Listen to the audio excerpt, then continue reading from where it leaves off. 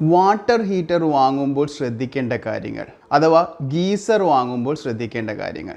ഇന്ന് നമ്മൾ ഡിസ്കസ് ചെയ്യാൻ പോകുന്നത് buying guide four water heater. Water heater നിങ്ങൾക്ക് എല്ലാവർക്കും സുപരിചിതമായ ഒരു ഹോം അപ്ലയൻസ് ആണ്. ചൂടുവെള്ളം ഉണ്ടാക്കി കുളിക്കാനും കിച്ചണിലും ഒക്കെ യൂസ് ചെയ്യാനുള്ള ഉപകരണമാണ് വാട്ടർ ഹീറ്റർ. വാട്ടർ ഹീറ്റർ ഇപ്പോൾ പല മോഡലുകളിലും വരുന്നുണ്ട്. ഏറ്റവും സിമ്പിളായിട്ടുള്ള മോഡലുകൾ മുതൽ ലക്ഷങ്ങൾ വിലയുള്ള മോഡലുകൾ വരെ ഇപ്പോൾ അവൈലബിൾ ആയിട്ടുണ്ട്.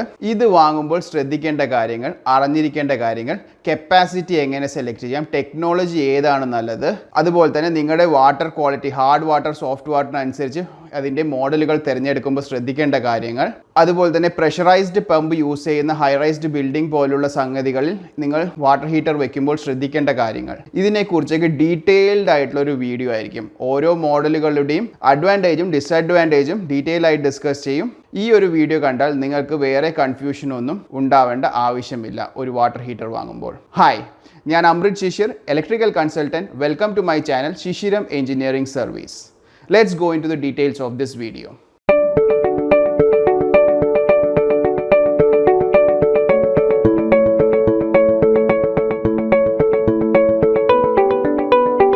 ഓക്കെ, ഇൻട്രോയിൽ പറഞ്ഞതുപോലെ തന്നെ ഇന്ന് വാട്ടർ ഹീറ്റർ വാങ്ങുമ്പോൾ ശ്രദ്ധിക്കേണ്ട കാര്യങ്ങളെ പറ്റിയാണ് ഡീറ്റെയിൽ ആയി ഡിസ്കസ് ചെയ്യാൻ പോകുന്നത്. ആദ്യം തന്നെ ഏതൊക്കെ മോഡലുകൾ അഥവാ ഏതൊക്കെ ടെക്നോളജിയിലാണ് വാട്ടർ ഹീറ്റർ നിലവിൽ ഇറങ്ങുന്നത്.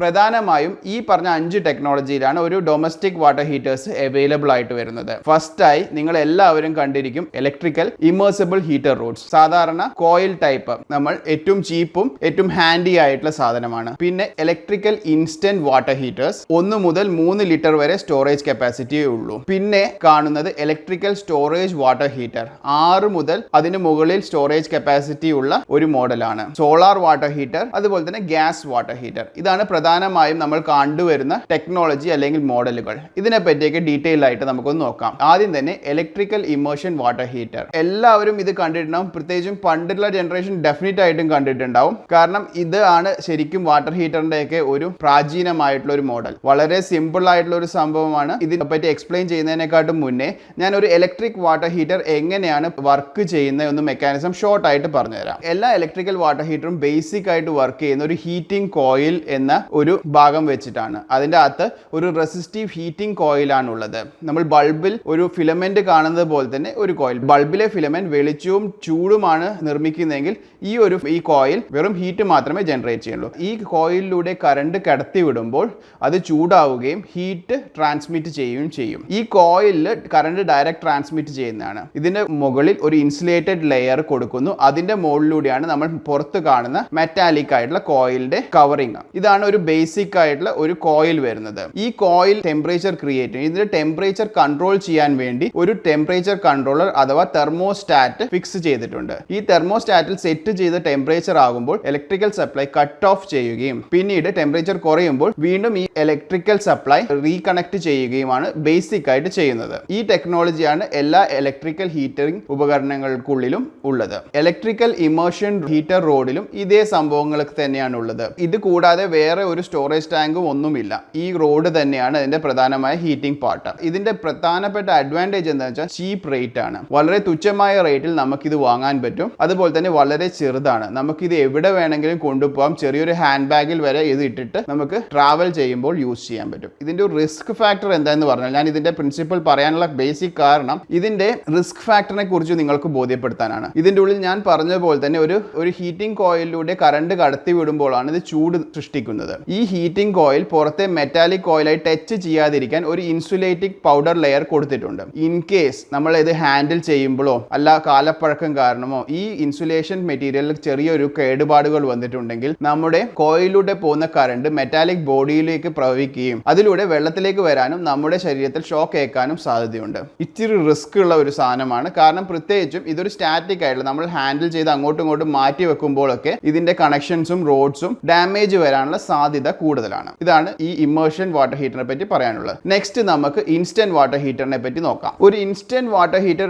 നമ്മൾ സ്റ്റാർട്ടിങ്ങിൽ പറഞ്ഞ പോലെ തന്നെ 1 മുതൽ 3 ലിറ്റർ വെള്ളമാണ് അതിന്റെ കപ്പാസിറ്റി. ഇത് പൊതുവെ യൂസ് ചെയ്യുന്നത് ഒരു ഇളം ചൂടുവെള്ളത്തിൽ കുളിക്കാൻ ആഗ്രഹിക്കുന്നവരും അല്ലെങ്കിൽ കിച്ചൺ പോലുള്ള സ്ഥലത്ത് ചൂടുവെള്ളം ആവശ്യമുള്ളവർക്കും വേണ്ടിയാണ്. ഒരു വലിയൊരു സ്റ്റോറേജ് കപ്പാസിറ്റി ഇല്ലാത്തതുകൊണ്ട് തന്നെ ഇത് ഇൻസ്റ്റന്റ് ആയി ചൂടാക്കുമെങ്കിൽ പറ്റുമെങ്കിലും ഫുൾ ചൂടുവെള്ളത്തിൽ കുളിക്കാൻ വേണ്ടി ഈ ഹീറ്റർ ഉപയോഗിച്ച് സാധിക്കുന്നതല്ല. പക്ഷേ ഇതിന്റെ ഏറ്റവും വലിയ ഗുണം എന്താണെന്ന് വെച്ചാൽ അതിന്റെ സൈസും വളരെ ചെറുതാണ്, അതുകൂടാതെ ഇതിന്റെ കോസ്റ്റും വളരെ കുറവാണ്. മൂന്നാമതായി വരുന്ന ഇലക്ട്രിക്കൽ വാട്ടർ ഹീറ്റർ എന്ന് പറഞ്ഞാൽ സ്റ്റോറേജ് ഇലക്ട്രിക്കൽ വാട്ടർ ഹീറ്റർ ആണ്. 6 മുതൽ അതിന് മുകളിലേക്ക് സ്റ്റോറേജ് കപ്പാസിറ്റി ഉള്ള മോഡലുകളാണ് ഇവ. ബേസിക് ആയിട്ട് ഇതിന്റെ പേര് പറയുന്ന പോലെ തന്നെ ഇതിന് ഒരു സ്റ്റോറേജ് ടാങ്ക് ഉണ്ട്, വലിയൊരു ടാങ്ക്. 6 ലിറ്റർ മുതൽ അതിന് മുകളിൽ സാധാരണയായി കണ്ടുവരുന്നത് 10 ലിറ്ററിന്റെയും 15 ലിറ്ററിന്റെയും 20 ലിറ്റർ വരെയുള്ള സ്റ്റോറേജ് കപ്പാസിറ്റി ഉള്ള ടാങ്കാണ്. അതിൽ മുകളിൽ കപ്പാസിറ്റി ഉള്ള ടാങ്കുകളും വരുന്നുണ്ട്. പൊതുവെ നല്ലൊരു ചൂടുവെള്ളത്തിൽ കുളിക്കാനായിട്ട് ഉദ്ദേശിക്കുന്ന ഒരാൾക്ക് എന്റെ അഭിപ്രായത്തിൽ ഒരു 10 ലിറ്റർ സ്റ്റോറേജ് കപ്പാസിറ്റി ഉള്ള ഒരു ഹീറ്റർ മതിയാകും. 10 ലിറ്റർ ചൂടുവെള്ളത്തിൽ ഒരു 10 ലിറ്റർ തണുത്ത വെള്ളവും കൂടി മിക്സ് ചെയ്താൽ ഒരു ശരാശരി ചൂടുവെള്ളത്തിൽ നമുക്ക് നന്നായി കുളിക്കാനുള്ള ഒരു കപ്പാസിറ്റി ആണ് ഈ പറഞ്ഞത്. നല്ല തിളയ്ക്കുന്ന വെള്ളത്തിൽ അല്ലെങ്കിൽ ഒന്നിലധികം ആൾക്കാർക്ക് കുളിക്കാനുള്ളതാണെങ്കിൽ ഇതിന്റെ വലിയ മോഡലുകളും വാങ്ങാം. ഇതിന്റെ കപ്പാസിറ്റിയെ പറ്റി നമുക്ക് ഈ വീഡിയോ തന്നെ ലേറ്റർ നമ്മൾ ഡിസ്കസ് ചെയ്യുന്നതായിരിക്കും.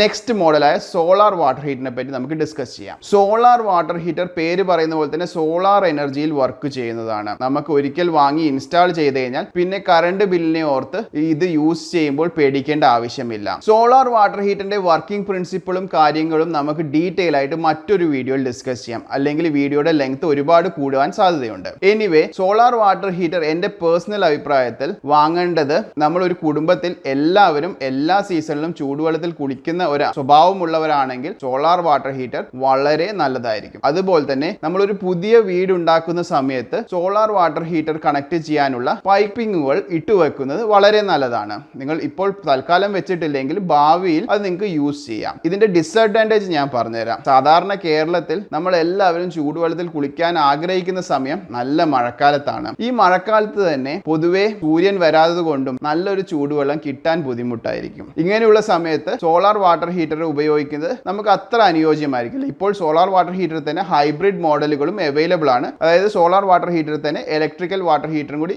കമ്പൈൻ ചെയ്തത്. അതായത് സോളാർ വാട്ടർ ഹീറ്ററിൽ കൊണ്ട് ടെമ്പറേച്ചർ മെയിൻറ്റെയിൻ ചെയ്യാൻ പറ്റുന്നില്ലെങ്കിൽ പാരലായിട്ട് ഇലക്ട്രിക്കൽ വാട്ടർ ഹീറ്റർ അതിനകത്തുണ്ട്, അത് വർക്ക് ചെയ്യുന്നതായിരിക്കും. ഇത് ഒരു വലിയൊരു ടോപ്പിക്കാണ്. നമുക്ക് ഈ സോളാർ വാട്ടർ ഹീറ്ററിനെ പറ്റി ഇവിടെ നമുക്ക് നിർത്താം. നെക്സ്റ്റ് മോഡലായ ഗ്യാസ് വാട്ടർ ഹീറ്ററിനെ പറ്റി നമുക്കൊന്ന് ഡിസ്കസ് ചെയ്യാം. പൊതുവെ ഗ്യാസ് വാട്ടർ ഹീറ്റർ വീടുകളിൽ യൂസ് ചെയ്യുന്നത് ഞാൻ കണ്ടിട്ടില്ല. പൊതുവെ ഒരു ഹോട്ടലുകളോ റെസ്റ്റോറന്റുകളിലോ ആണ് ഇത് പ്രധാനമായും ഇൻസ്റ്റാൾ ചെയ്യുന്നത്. ഇതിന്റെ അഡ്വാൻറ്റേജ് എന്ന് പറഞ്ഞാൽ ഇഷ്ടംപോലെ വെള്ളം നമുക്ക് ക്വാണ്ടിറ്റി വളരെ വലുതായാലും നമുക്ക് ഇത് മെയിൻറ്റെയിൻ ചെയ്യാൻ പറ്റും. അതുപോലെ തന്നെ റണ്ണിങ് കോസ്റ്റും കുറവാണ്. നമുക്കിത് റൂമിന്റെ ഉള്ളിൽ ഇൻസ്റ്റാൾ ചെയ്യുന്നത് ബുദ്ധിമുട്ടാണ്, കാരണം സേഫ്റ്റി ഫീച്ചേഴ്സും കാര്യങ്ങളൊക്കെ നോക്കേണ്ടതുണ്ട്. കാരണം ഗ്യാസ് പോയിട്ട് ഗ്യാസ് ആണ് ഇവിടെ ഹീറ്റിംഗ് എനർജി ആയിട്ട് യൂസ് ചെയ്യുന്നത്. ഗ്യാസ് കണക്ഷനും കാര്യങ്ങളും ഉള്ളതുകൊണ്ട് സേഫ്റ്റി കാര്യങ്ങളൊക്കെ നമുക്ക് പ്രത്യേകം ശ്രദ്ധിക്കേണ്ടതായിട്ടുണ്ട്. അതുകൊണ്ട് പൊതുവെ വീടുകൾക്ക് ഹീറ്റർ വാങ്ങുന്ന ഒരാൾ എന്ത് ചെയ്താലും ഗ്യാസ് വാട്ടർ ഹീറ്റർ ഈ നമ്മുടെ നാട്ടിൽ ഏതായാലും യൂസ് ചെയ്യാൻ സാധ്യത കുറവാണ്. ഇതൊക്കെയാണ് പ്രധാനപ്പെട്ട മോഡലുകൾ. Energy consumption of water heater. Water heater use ചെയ്യുമ്പോൾ എത്ര എനർജിയാണ് കൺസ്യൂം ചെയ്യുന്നതെന്ന്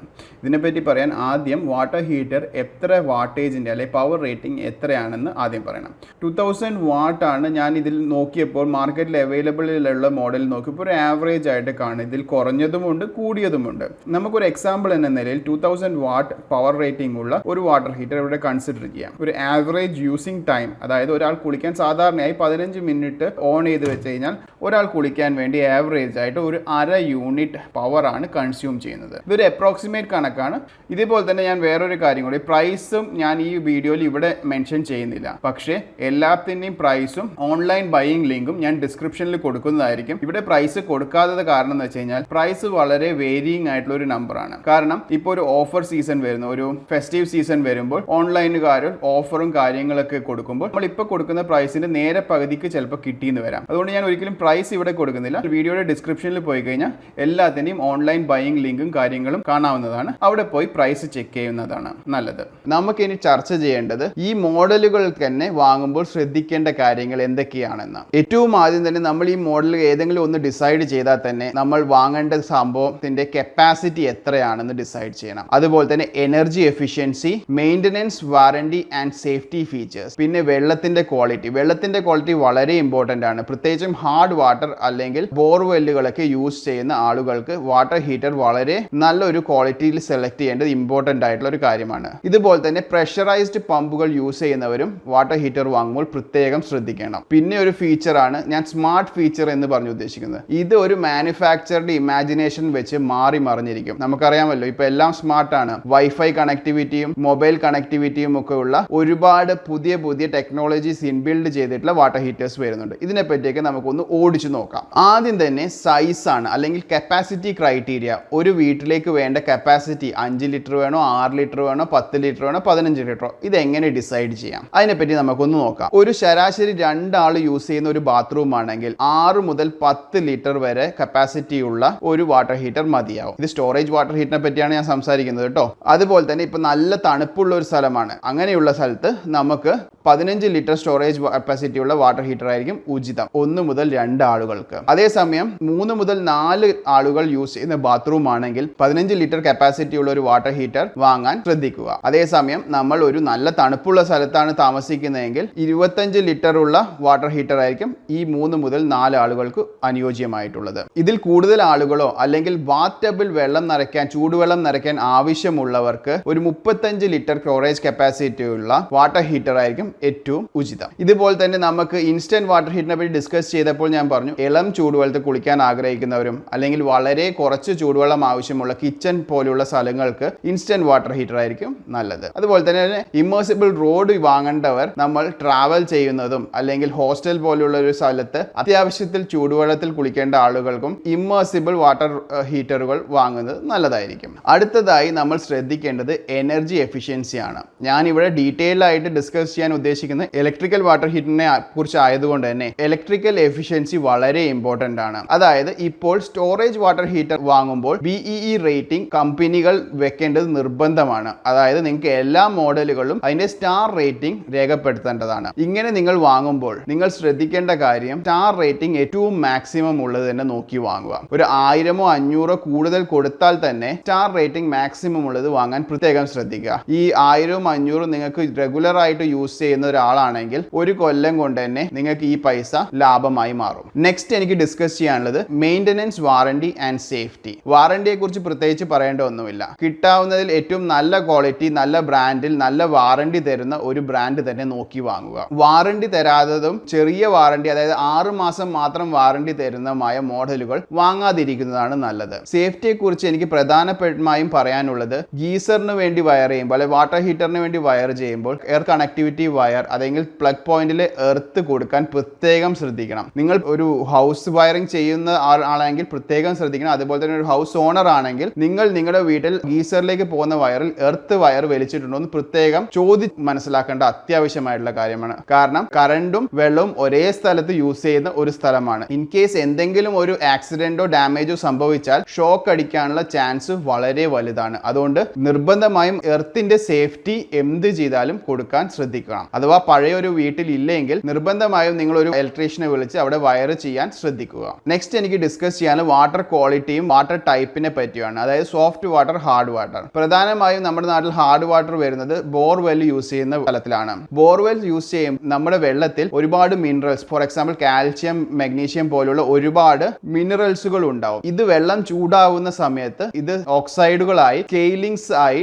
നമ്മുടെ വാട്ടർ ഹീറ്ററിന്റെ ബോഡിയിലും കോയിലും പറ്റി പിടിച്ചിരിക്കാനും കാലക്രമേണ ഇത് കൊറോഷൻ ഉണ്ടാക്കി ഡാമേജ് ഉണ്ടാക്കാനുള്ള സാധ്യതയുണ്ട്. ഇങ്ങനെ ഹാർഡ് വാട്ടർ യൂസ് ചെയ്യുന്ന സ്ഥലത്ത് നിങ്ങൾ വാട്ടർ ഹീറ്റർ വാങ്ങുമ്പോൾ നല്ല ഇന്റേണൽ കോട്ടിംഗ് ഉള്ള പല ടൈപ്പിലുള്ള കോട്ടിംഗിൽ വരുന്നുണ്ട്. അപ്പോൾ നിങ്ങൾ പ്രത്യേകിച്ചും സെയിൽസ്മാനോടോ അല്ലെങ്കിൽ നിങ്ങൾ ഓൺലൈനാ പർച്ചേസ് ചെയ്യുന്നതിന്റെ ഫീച്ചേഴ്സ് നോക്കി ഹാർഡ് വാട്ടർ റെസിസ്റ്റിവിറ്റി ഉള്ള കോട്ടിംഗ് ഉള്ള വാട്ടർ ഹീറ്റർ തിരഞ്ഞെടുക്കാൻ പ്രത്യേകം ശ്രദ്ധിക്കണം. നെക്സ്റ്റ് ഉള്ള ഒരു ഫീച്ചർ നിങ്ങൾ നോക്കേണ്ടത് പ്രഷറൈസ്ഡ് പമ്പ് കേപ്പബിലിറ്റി. അതായത് പ്രധാനമായും ഇത് ഹൈ റൈസ് ബിൽഡിങ്ങുകളിലും ഫ്ലാറ്റുകളിലുമാണ് യൂസ് വരുന്നത്. അതായത് ഇത്ര ഹൈറ്റിലേക്ക് വെള്ളം പമ്പ് ചെയ്യാൻ പ്രഷറൈസ്ഡ് പമ്പ് ഉണ്ടാവും. നോർമലി ഈ പ്രഷറൈസ്ഡ് പമ്പ് എപ്പോഴും ഒരു 6 ബാർ പ്രഷർ ആയിരിക്കും പൈപ്പ് ലൈനിൽ മെയിൻറ്റെയിൻ ചെയ്യുന്നത്. ഇത്തരം സ്ഥലത്ത് ഒരു വാട്ടർ ഹീറ്റർ വെക്കുന്നതാണെങ്കിൽ ഈ പ്രഷർ താങ്ങാൻ പറ്റുന്ന വാട്ടർ ഹീറ്റർ വേണം യൂസ് ചെയ്യാൻ. ഇതല്ലെങ്കിൽ വാട്ടർ ഹീറ്റർ പെട്ടെന്ന് തന്നെ ഡാമേജ് ആവാൻ സാധ്യതയുണ്ട്. അപ്പോൾ എപ്പോഴും വാങ്ങുമ്പോൾ ഒരു 8 ബാർ പ്രഷർ അല്ലെങ്കിൽ 8 kg/cm² കപ്പാസിറ്റി താങ്ങാൻ പറ്റുന്ന ഒരു വാട്ടർ ഹീറ്റർ ആയിരിക്കും തിരഞ്ഞെടുക്കുന്നത് നല്ലത്. നെക്സ്റ്റ് എനിക്ക് പറയാനുള്ളത് സ്മാർട്ട് ഫീച്ചേഴ്സ് ആണ്. ഞാൻ ഒരു സ്മാർട്ട് ഫീച്ചറിനെയും പ്രത്യേകമായി എടുത്ത് പറയാത്തത്, ഇത് ഒരുപാടുണ്ട്. ഇത് ഒരു മാനുഫാക്ചറിന്റെ ഇമാജിനേഷൻ അനുസരിച്ച് മാറി മറിഞ്ഞിരിക്കും. ഏറ്റവും ബേസിക് ആയിട്ട് ഇവിടെ കാണുന്നത് ഡിജിറ്റൽ ഡിസ്പ്ലേ ഉള്ള, അതായത് ടെമ്പറേച്ചർ കാണിക്കുന്ന ഒരു മോഡലുകളുണ്ട്. വൈഫൈ കണക്ടിവിറ്റി, ഹോം ഓട്ടോമേഷന് വേണ്ടി സജ്ജമായിട്ടുള്ള മോഡലുകളുണ്ട്. അതുപോലെ തന്നെ മൊബൈലുമായി കണക്ട് ചെയ്ത് നിങ്ങൾക്ക് ഓൺ ഓഫ് ചെയ്യാൻ പറ്റുന്ന മോഡലുകളുണ്ട്. അതായത് ഫാൻസി ആയിട്ടുള്ള ലൈറ്റ്സുകളുള്ള, അതേപോലെ തന്നെ ഫാൻസി ആയിട്ടുള്ള ഡിജിറ്റൽ ടെമ്പറേച്ചർ കൺട്രോളുകളുള്ള മോഡലുകളുണ്ട്. ഞാൻ എൻ്റെ ഒരു അഭിപ്രായം പറയാണ്. കാരണം ഇത്തരം മോഡലുകളെ പറ്റി വാങ്ങേണ്ടത് ഏതാണെന്ന് പറയാൻ ഞാനൊരാളല്ല. കാരണം ഒരു യൂസറാണ് തീരുമാനിക്കേണ്ടത്. ഇത്തരം മോഡലുകൾ യൂസ് ചെയ്യും എന്നുണ്ടെങ്കിൽ മാത്രം വാങ്ങുക. അതായത് നിങ്ങളൊരു വൈഫൈ കണക്ടിവിറ്റി ഉള്ള ഒരു സാധനം വാങ്ങിയിട്ട് നിങ്ങൾക്ക് അത് യൂസ് ചെയ്യാൻ താല്പര്യവുമില്ല അല്ലെങ്കിൽ ആവശ്യവുമില്ലെങ്കിൽ അങ്ങനത്തെ വാങ്ങാതിരിക്കുക. അല്ല നിങ്ങൾക്ക് എല്ലാം ഓട്ടോമേറ്റഡ് ആയിട്ട് സംഭവിക്കണം അങ്ങനെയുള്ള ഒരു നിർബന്ധമുള്ള ഒരാളാണെങ്കിൽ മാത്രം ഇത്തരം മോഡലുകൾ വാങ്ങാൻ ശ്രമിക്കുക. ഇപ്പൊ ഏകദേശം നിങ്ങൾക്ക് ഒരു രൂപം കിട്ടിയിട്ടുണ്ടാവും ഏതൊക്കെയാണ് ഫീച്ചറുകൾ നിങ്ങൾ ശ്രദ്ധിക്കേണ്ടത്, ഒരു വാട്ടർ ഹീറ്റർ വാങ്ങുമ്പോൾ ശ്രദ്ധിക്കേണ്ട ഇമ്പോർട്ടന്റ് ആയിട്ടുള്ള മോഡലുകൾ ഏതൊക്കെയാണ്, അല്ലെങ്കിൽ ഒരു സെയിൽസ്മാനോട് ഒരു കടയിൽ പോയി വാട്ടർ ഹീറ്റർ വാങ്ങുമ്പോൾ സെയിൽസ്മാനോട് ചോദിക്കേണ്ട ബേസിക് ആയിട്ട് ക്വസ്റ്റ്യൻസ് ഏതാണ്, ഓൺലൈനായിട്ട് പർച്ചേസ് ചെയ്യുന്നവർ ഏതൊക്കെ ഫീച്ചേഴ്സ് ആണ് നിങ്ങളുടെ വാട്ടർ ഹീറ്ററിൽ ഉണ്ടോ എന്ന് ശ്രദ്ധിക്കേണ്ട കാര്യങ്ങൾ നിങ്ങൾക്ക് ഒരു ഏകദേശം ഐഡിയ ഉണ്ടാവും. ഇത് തന്നെയാണ് ഞാൻ ഈ വീഡിയോ കൊണ്ട് ഉദ്ദേശിച്ചിട്ടുള്ളൂ. ഇത്തരം വീഡിയോകൾ നിങ്ങൾക്ക് ഇഷ്ടപ്പെട്ടിട്ടുണ്ടെങ്കിൽ ലൈക്ക് ചെയ്യുക, കൂടുതൽ ആളുകളിലേക്ക് എത്തിക്കാൻ ഷെയർ ചെയ്യുക. ഈ വീഡിയോയിൽ കാണിച്ചതിനെ പറ്റി എന്തെങ്കിലും ഡൗട്ട് ഉണ്ടെങ്കിൽ നിങ്ങൾ കമന്റ് ബോക്സിൽ രേഖപ്പെടുത്താൻ മറക്കണ്ട. എനിക്ക് അറിയാവുന്നതുപോലെ ഞാൻ അതിന് മറുപടി പറയാൻ ശ്രമിക്കുന്നതായിരിക്കും. ഇലക്ട്രിസിറ്റിയെയും ഇലക്ട്രിക്കൽ എക്യുപ്മെന്റിനെ പറ്റിയും അതിൽ മാറി വരുന്ന പുതിയ ടെക്നോളജിയെ പറ്റി കൂടുതൽ അറിയാൻ ഈ ചാനൽ സബ്സ്ക്രൈബ് ചെയ്യുക. പുതിയ വീഡിയോകൾ അപ്ലോഡ് ചെയ്യുമ്പോൾ നോട്ടിഫിക്കേഷൻ കിട്ടാനായി ബെൽ ബട്ടൺ പ്രസ് ചെയ്യുക. പുതിയ വീഡിയോയുമായി വീണ്ടും കാണും വരെ ഗുഡ് ബൈ.